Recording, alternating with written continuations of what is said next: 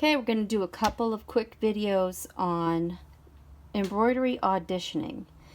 If you've ever had to put an embroidery on something that's ready-made, or especially if it's for someone else and you're not sure exactly how it's going to look, there's always embroidery auditioning.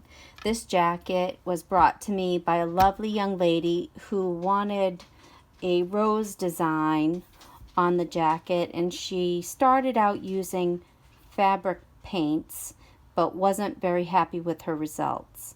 So she brought me a GIF file, and I brought it into software and digitized it, but it's still hard to tell sometimes, even if you have dimensions, what it's going to look like. So my first attempt is this here.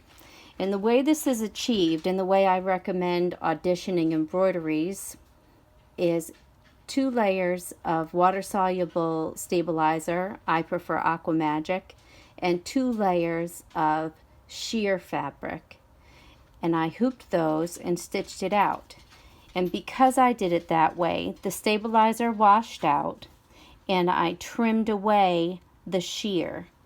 And I'm not 100% happy with the result. I was pretty close, but it needed to be a little bigger. So I brought back into software and came up with this one, which is much closer. Something that I can free motion down and actually add a little bit where it needs to go to cover what needed to be done. So I will actually take this and stitch it down to the jacket, fill in the extra, and I think she'll be very pleased.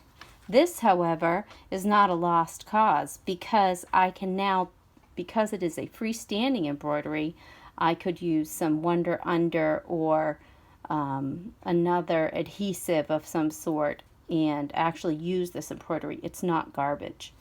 One of the things, when you trim away the sheer fabric, sometimes you're left with a little bit of outside here.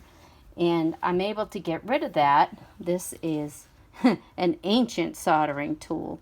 Super hot. You have to be very careful not to burn yourself or burn your embroidery.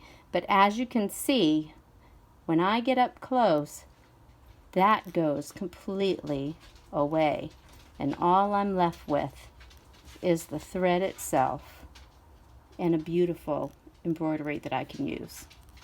Okay, that's it. I will come back with the finished product.